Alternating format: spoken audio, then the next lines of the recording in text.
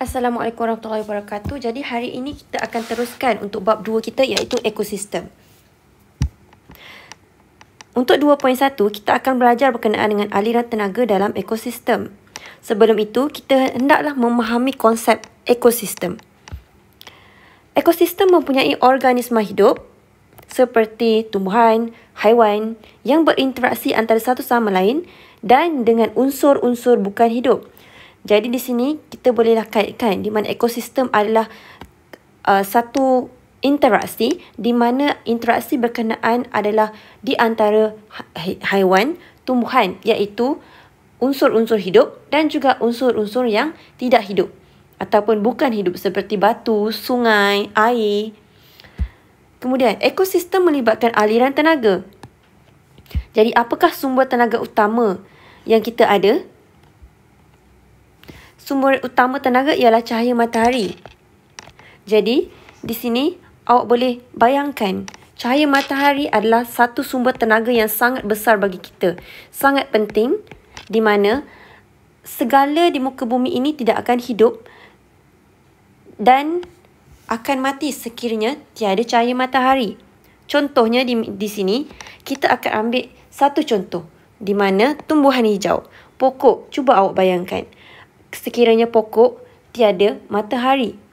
Okey, jadi pokok ataupun tumbuhan adalah berbeza berbanding dengan kita sebagai manusia dan haiwan, di mana manusia dengan haiwan ni kita boleh bergerak untuk mencari makanan, tetapi untuk tumbuhan mereka tidak boleh bergerak ataupun berlari untuk mencari makanan mereka. Okey, jadi di sini tumbuhan hijau ni haruslah membuat makanan mereka sendiri, di mana mereka memerlukan tenaga cahaya daripada matahari, okey, sebagai sumber utama untuk mereka membuat makanan. Okey, sebelum itu saya akan membuat satu persamaan di sini, di mana satu tumbuhan ataupun tumbuhan memerlukan, yang pertama kita ada di sini adalah air, water.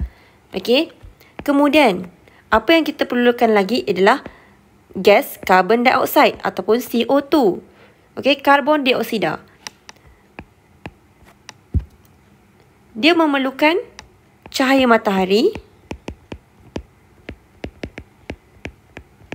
dan juga klorofil. Klorofil ni nanti kita akan belajar, okey, secara detail. Okey, kebanyakan awak untuk tingkatan 1 awak dah belajar klorofil. Apa itu klorofil? Awak sudah belajar berkenaan dengan sel tumbuhan. Okey, sekiranya awak dah belajar untuk sel tumbuhan, mesti awak dah jumpa apa itu klorofil. Okey, menukarkan tenaga cahaya daripada matahari. Kini kita ada cahaya matahari dan kemudian kita akan mengeluarkan oksigen. Dan juga kita panggil sebagai glukosa. Okey, jadi glukosa inilah merupakan makanan kepada tumbuhan. Okey, jadi awak kena ingat, tumbuhan tidak boleh bergerak dan mereka memerlukan cahaya matahari supaya mereka boleh membuat makanan mereka sendiri. Berbeza dengan haiwan dan manusia. Okey, tenaga cahaya ini dari matahari ditukar kepada tenaga kimia melalui proses fotosintesis.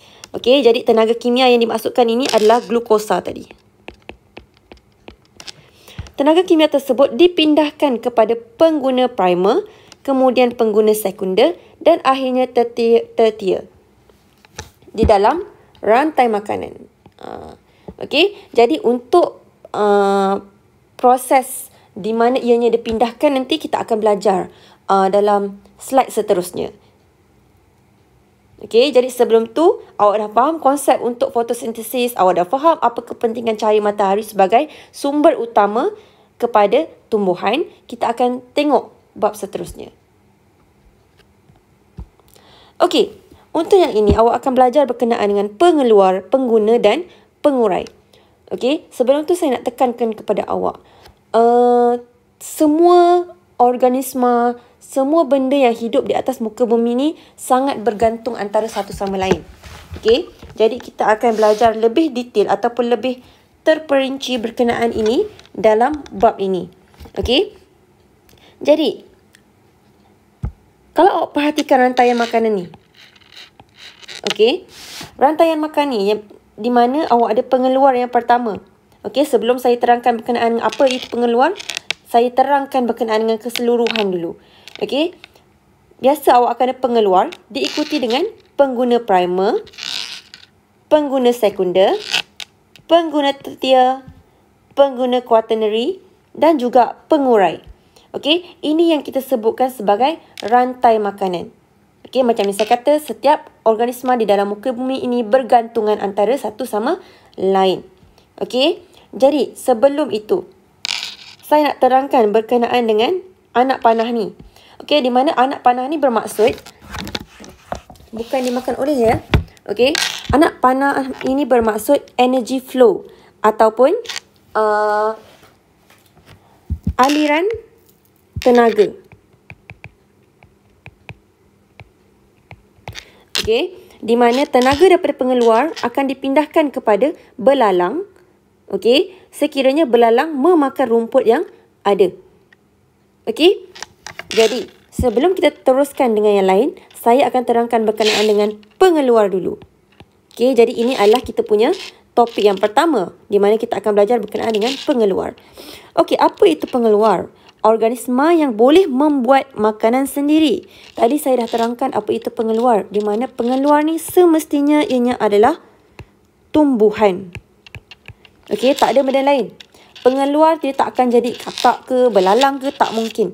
Sebab pengeluar adalah organisma yang membuat makanan sendiri, iaitu tumbuhan. Okey, semua tumbuhan adalah pengeluar. Okey, jadi awak kena ingat kat sini konsep dia.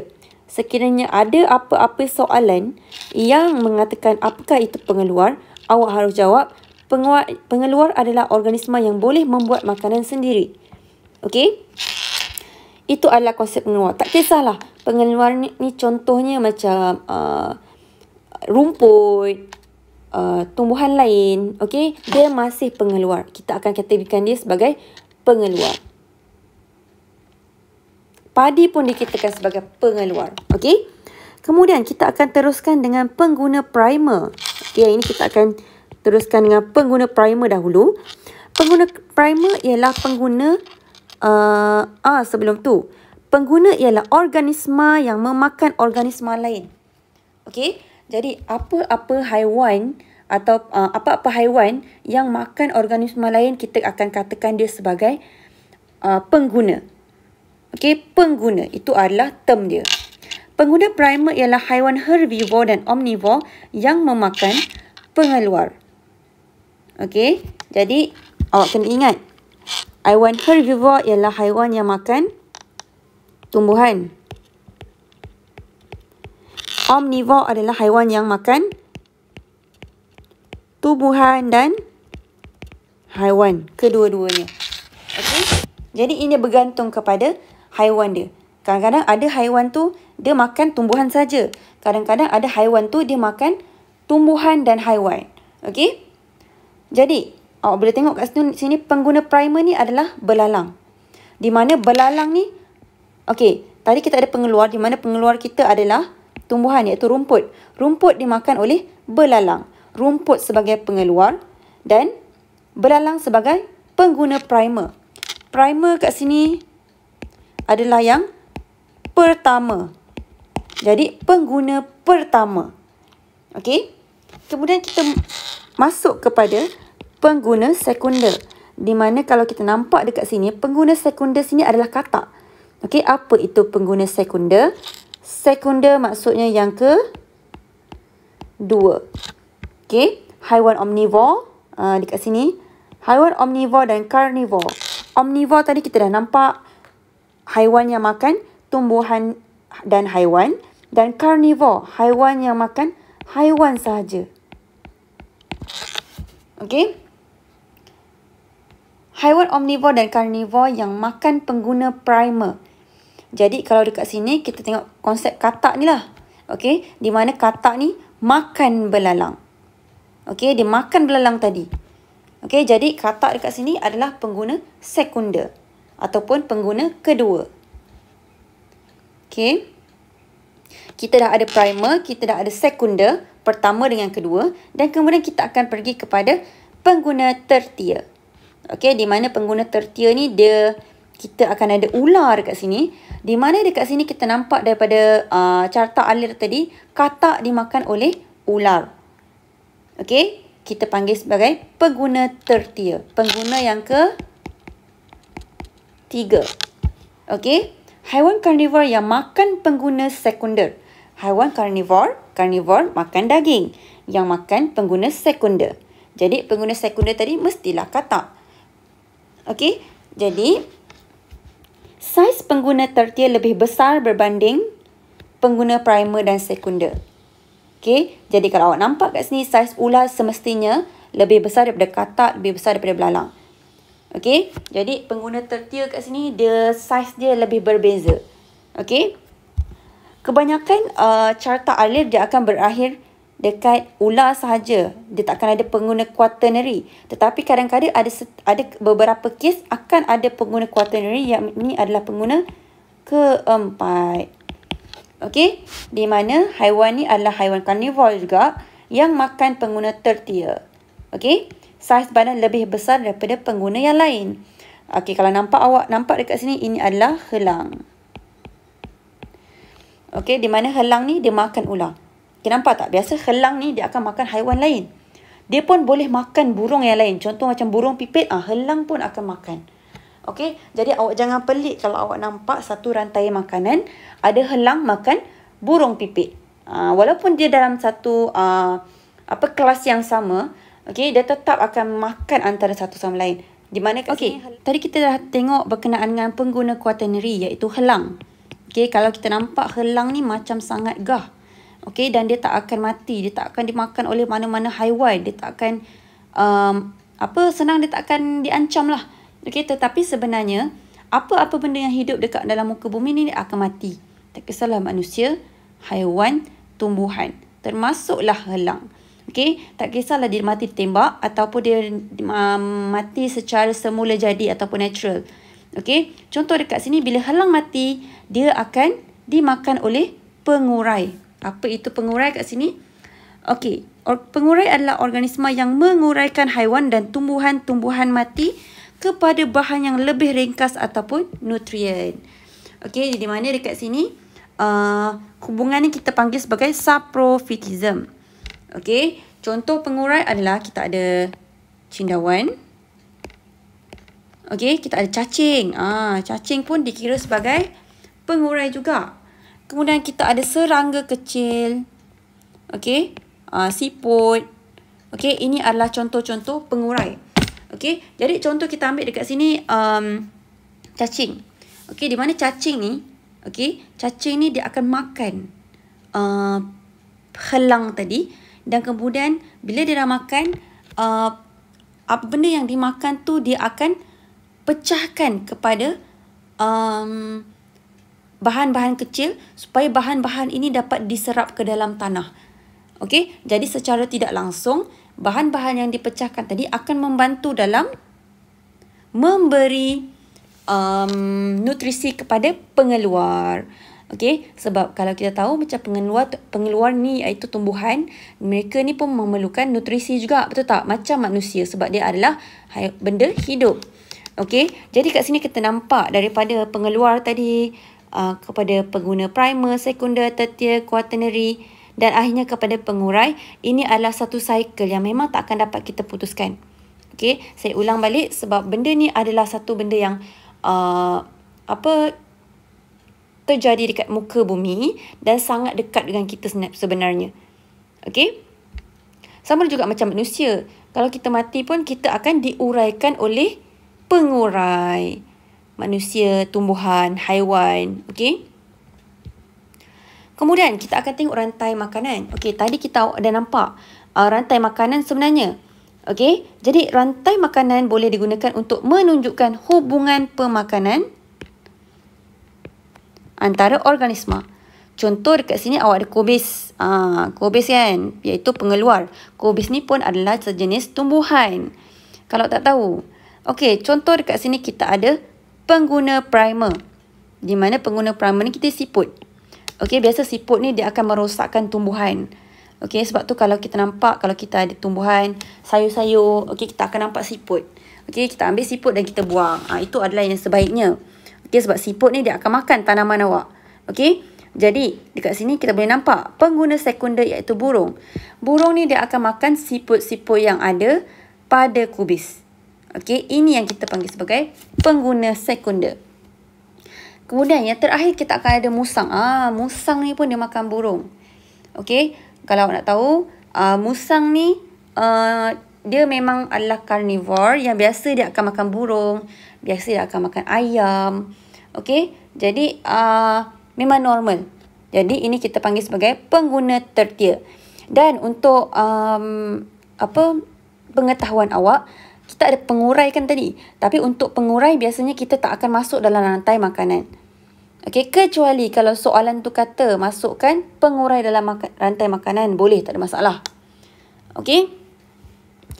Okey, contoh lain. Okey, kat sini saya akan bagi satu contoh. Nanti dalam kelas Google Meet saya akan suruh awak yang bagi contoh. Okey. Okey, contoh kat sini saya nak bagi saya akan pilih satu contoh di mana kita akan start dengan tumbuhan bunga ataupun kita ambil rumput lah, senang. Ataupun padi, pokok padi. Ni saya padam lah. Okey, contoh kalau macam pokok padi, biasa yang makan pokok padi ni, yang makan padi ni adalah tikus. Kat sini kita boleh nampak, padi tadi adalah pengeluar. Okey, kemudian pengguna primer kita adalah tikus. Tikus ni biasa dia akan dimakan oleh ular. Okey. Jadi ini adalah kita punya rantaian makanan. Yang ini memang paling simple lah. Ataupun nak teruskan, awak boleh tambah helang dekat sini. Okey. Ataupun lagi satu, awak boleh tambah lagi. Kalau saya ada bunga ataupun pokok bunga. Daun ni biasanya daun. Pokok bunga dimakan oleh ulat. Nampak tak? Okey, pokok bunga daun dia akan dimakan oleh ulat, iaitu pengguna primer. Ulat akan dimakan oleh burung pipit. Burung pipit akan dimakan oleh helang. Okey, ini adalah contoh rantai makanan yang saya boleh keluarkan. Okey, jadi untuk kelas kejap lagi, tolong buat satu rantaian makanan supaya bila saya cakap nanti rantaian nama awak boleh teruskan rantaian makanan. Awak boleh cakap pada saya apa itu rantai makanan yang telah awak buat. Okey. Ini adalah beberapa contoh rantai makanan pula juga. Okey, di mana kita ada jagung dimakan oleh tikus, dan tikus dimakan oleh burung hantu. Okey, jadi kat sini awak boleh baca sendiri contoh-contoh yang telah saya berikan. Okey, kemudian siratan makanan. Sirat. Bila awak dengar sirat ni nampak macam berselirat. Okey, maksudnya dekat sini. Rantai makanan, contoh kalau awak ada pengeluar tadi kan. Pengeluar kepada pengguna pertama, pengguna kedua, pengguna ketiga. Tetapi dekat sini, untuk siratan makanan, awak ada gabungan beberapa rantai makanan. Kita sebut sebagai siratan makanan. Okey. Okey, kat sini awak nampak. Okey, sangat banyak anak panah kan dekat sini. Okey, tetapi sebenarnya awak boleh tulis 4 rantaian makanan. Contoh yang pertama. Saya tunjuk satu. Okey, awak cuba pausekan video ni dan awak cuba tengok rantaian makanan apa yang awak dah boleh dapat. Okey, kat sini saya senaraikan satu. Yang pertama awak boleh ada kubis. Yang ini okey. Saya akan buat untuk awak. Yang pertama kita ada kubis. Dimakan oleh beluncas, dimakan oleh burung dan akhir sekali dimakan oleh ular. Ini adalah nombor 1 awak. Kubis dimakan oleh beluncas. Saya tak tahu, kalau ada yang tak tahu beluncas apa kat sini ya. Okey, burung beluncas ni ulat bulu dan akhir sekali dimakan oleh ular. Ini adalah kita punya rantai makanan yang pertama. Kedua, okay, saya guna warna lain pula. Kita ada kubis, lepas tu dimakan oleh siput. Siput dimakan oleh burung. Kemudian dimakan oleh ular. Nampak tak? Panjang cerita dia. Okey, jadi kita ada kubis juga. Pengeluar yang sama tetapi dimakan oleh haiwan yang berbeza. Siput. Kemudian kita ada burung. Dimakan oleh ular. Kemudian, okey, ini saya guna warna hijau pula. Masih kubis dimakan oleh masih kubis dimakan oleh belalang. Tapi belalang dimakan oleh burung dan akhirnya dimakan oleh ular. Ni awak kena tengok satu persatu Kubis dimakan oleh belalang. Belalang dimakan oleh burung. Burung dimakan oleh ular. Yang terakhir, jangan lupa awak ada satu anak panah yang awak tak guna lagi sini. Sama juga, kubis dimakan oleh belalang, dimakan oleh katak dan ular.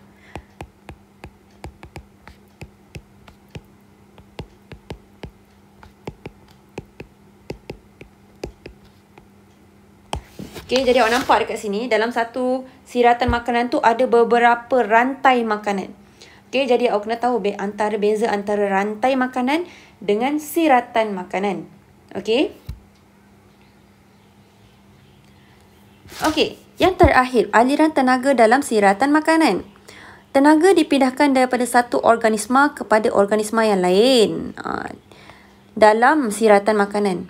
Jadi tolong highlight ni. Okey. Jadi sebenarnya manusia tak kisahlah. Tadi awak ada, okey saya terangkan Tadi sumber tenaga yang paling utama kita adalah matahari. Okey. Di mana matahari ni adalah tenaga yang paling besar, yang paling penting. Jadi tenaga daripada matahari ni diserahkan kepada tumbuhan, rumput tadi. Okey, dipindahkan. Okey. Jadi daripada rumput tadi, kita pindahkan kepada pengguna primer. Kemudian dipindahkan kepada pengguna sekunder, tertier. Okey, nampak tak? Maksudnya tenaga yang kita dah dapat daripada cahaya matahari tadi, daripada tumbuhan, dia akan dipindahkan melalui rantai makanan. Okey? Sebahagian tenaga hilang kerana digunakan oleh organisma untuk bergerak dan menjalankan proses hidup yang lain seperti respirasi. Okey. Contoh. Kita ambil contoh yang paling senang, iaitu manusia sendirilah. Okey, manusia. Contoh, apa akan jadi kalau awak tak makan? Mesti awak akan lesu, awak akan penat, awak akan haus, awak akan dahaga, awak tak nak buat kerja yang saya bagi. Betul tak? Okey, jadi sebenarnya kita ni perlukan tenaga. Tenaga yang kita dapat ni semuanya adalah bergantung kepada makanan yang kita ambil. Okey, makanan yang kita ambil tu adalah benda yang membekalkan tenaga kepada kita. Okey, jadi makanan-makanan yang awak makan tu sangat penting supaya awak dapat tenaga. Okey, jadi makanan-makanan yang awak dapat tu mostly kebanyakannya daripada tumbuhan, daripada haiwan. Betul tak? Okey, beras yang awak makan, tumbuhan. Okey, kemudian apa? Bayam, kobis, tu tumbuhan. Haiwan, ayam, daging, ikan. Okey, jadi kita ni sebenarnya omnivore, tahu tak? Kita omnivore sebab kita makan kedua-duanya. Okey, jadi segala tenaga yang kita dapat tu sebenarnya adalah daripada makanan kita. Okey, dan setiap makanan sebenarnya dia ada konten tenaga dia ataupun jumlah kandungan tenaga adalah berbeza. Okey, tenaga juga hilang dalam bentuk haba dan kimia dalam bahan yang tidak tercerna, iaitu tinja. Sebelum tu proses hidup. Contoh kalau manusia, kita makan, kita dah dapat tenaga. Okey, tenaga tu kita guna untuk kita belajar, untuk kita berlari, untuk kita bernafas, untuk kita bergerak. Okey, dalam badan pun kita untuk setiap fungsi-fungsi sel kita perlukan tenaga. Jadi itulah gunanya tenaga dalam badan kita. Okey, kemudian tenaga ni hilang dalam bentuk haba dan kimia dalam bahan yang tidak tercerna. Okey, jadi contoh kalau awak makan burger. Okey, burger ni ada daging, ada roti. Okey, jadi bahan-bahan yang awak perlukan macam karbohidrat, lemak. Okey, benda-benda ni akan diambil oleh badan kita. Jadi benda-benda yang kita tak perlukan akan hilang, akan dikeluarkan dalam bentuk najis ataupun tinja. Okey? Okey, sekarang kubis tadi. Okey, kalau awak nampak dekat sini. Okey. Awak nampak anak panah yang ni aliran tenaga, yang ini tenaga yang hilang. Okey, jadi saya akan tunjukkan satu contoh lah kat sini. Kubis dimakan oleh beluncas. Ada tenaga yang diberikan kepada beluncas, ada tenaga yang hilang dekat sini. Okey. Kubis ni sebenarnya dia punya tenaga sangat banyak. Awak akan belajar piramid makanan nanti. Piramid makanan seperti ini. Maaflah dia punya tempat ni kecil sikit. Okey. Ini adalah untuk pengeluar. Ini untuk pengguna primer. Pengguna sekunder dan ini tertier. Awak boleh nampak pengeluar ni tenaga dia lebih besar. Sebab ruang dia lagi besar sini kan. Bila dia naik atas sampai kepada daripada beluncas, burung, ular, dia punya tenaga akan menjadi makin sikit, makin sikit. Okey. Jadi awak nampak piramid tu, konsep piramid tu. Okey.